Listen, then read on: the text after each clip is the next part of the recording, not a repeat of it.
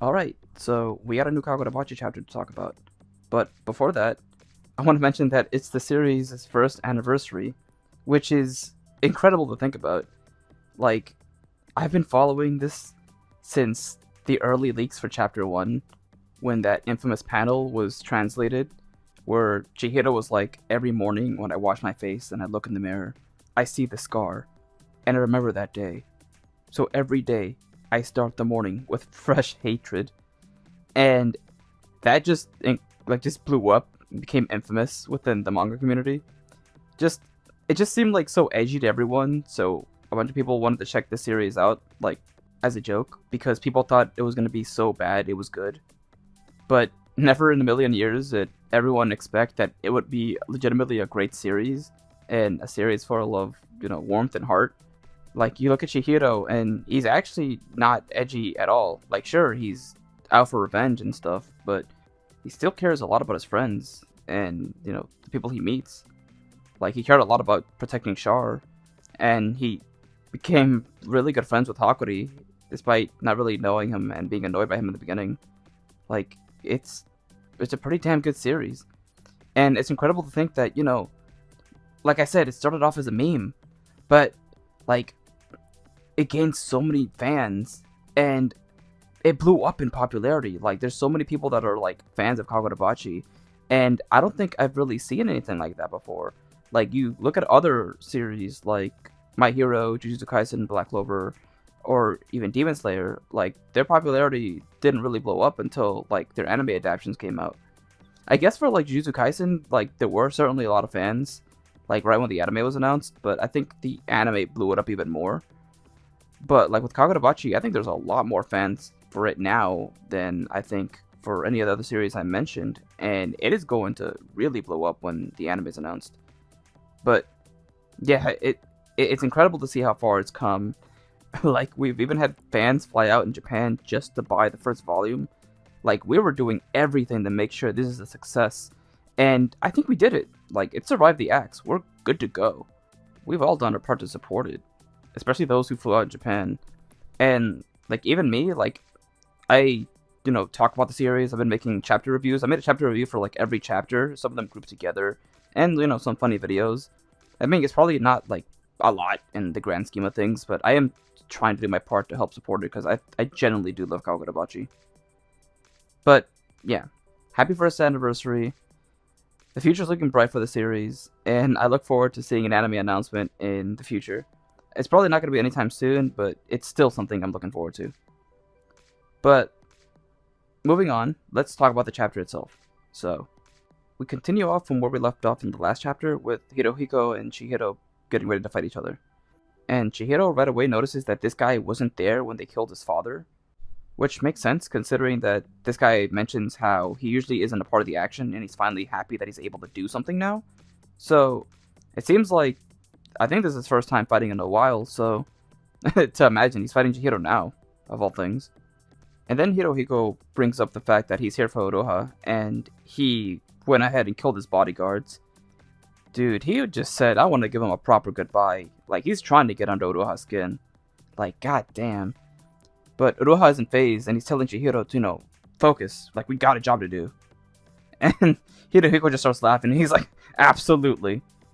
With Chihiro saying, yeah, he's right, I have a job to do, so I have to fight against them and protect Oroha. That's when they begin to fight, and we see Hirohiko's abilities, and he uses his blood crane, which is essentially controlling origami, which is kind of cool, to be honest. And it reminded me of the Daruma guy, like in the earlier chapters of Kagurabachi. Like, he used those dolls, and now this guy is using origami. So I think that's kind of cool. Hokuzono does a pretty good job bringing in some interesting abilities. So I actually really like the fact that he's using origami. And I look forward to seeing what else he does with other villains. But yeah, that aside, these origamis are, like, they're deadly. Like, they're flying through his own subordinates. Like, they're from their back to, like, the front of their chest. Like, they're bullets or something. Actually, more powerful than bullets. And right when they get out, like, Chihiro's eyes are completely splattered by blood. That's when Hirohiko takes the chance to try to strike Chihiro, but he manages to stop the attack, like, right in the nick of time. Afterwards, for the next few panels, we see, like, some really good fight choreography from Chihiro, Hirohiko, and Uruha. Like, I don't need to say it. Like, Hokuzono, like, the way he draws out fights is really cool. And, like, yeah, this is taking place in a train station, so of course your movement is limited, but you can tell they're trying to make the best out of a very difficult situation, and it's very well done here. But what I find really funny is that while all this fighting is going on, Hakuri actually pulls on Uraha's hair and brings him down to make sure he didn't get hurt in any way, shape, or form. And Chihiro gets worried, just like, Mr. Uraha! And Uraha's just on the floor. He puts up like his hands in a peace sign. He's like, I'm good. Like, I didn't expect that, but it's such a good moment. But now that Chihiro knows that he's okay, he continues on to the fight. And then, boom, he actually manages to push Hirohiko out of the train, landing them onto the ground. Which is a good strategy, because one, that separates Hirohiko with Uruha and Hakuri. And secondly, Hakuri's storehouse is about to be restored. Like, he's about to be, like, 100% good. So, while they're on the train, they're headed to the next location where the next sword bearer is. Now, that way, Hakuri just needs to contact both of them, well, physically contact both of them, into the storehouse, along with the blades, and then boom. Those two enchanted blades will break the deadlock. So, it's a really good plan so far. Meanwhile, on Hirohiko's side, he realizes that now that it's just the two of them, they can both go all out. And he mentions that Yura is also interested in Chihiro. Yura, of course, being the leader of the Hishaku and the one who was responsible for the death of Chihiro's father. And then he starts talking about how it's too bad it's not just the two of them, which then shows Sojo's weapon, with a panel right after showing all of the fighters that he took down standing right back up. And Hirohiko is like, we call them our counter Enten special force. Chihiro Rokuhira, this means we can kill you.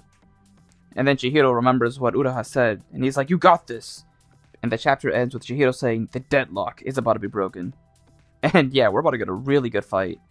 But to be honest with you, I already thought that a 1v1 fight between Chihiro and Hirohiko was already pushing it. I wasn't sure how that would end. But now he has to take on, let's see, 1, 2, 3, maybe more of the fighters he took down with Sojo's weapon. Like, that's not gonna be easy. And you know Sojo is laughing beyond the grave right now. This man is gone, but his legacy continues with these stones. It's crazy how relevant Sojo's become even after his death. Like, he truly is one amazing antagonist. Like, I can't really name many villains that, you know, have such a strong impact after they debut and death. It's like, Sojo really is him. Gone, but still a menace. But yeah, overall, pretty good chapter. And I really look forward to seeing how Chihiro deals with them. Maybe Shiba will show up to help. I mean, he can teleport to them.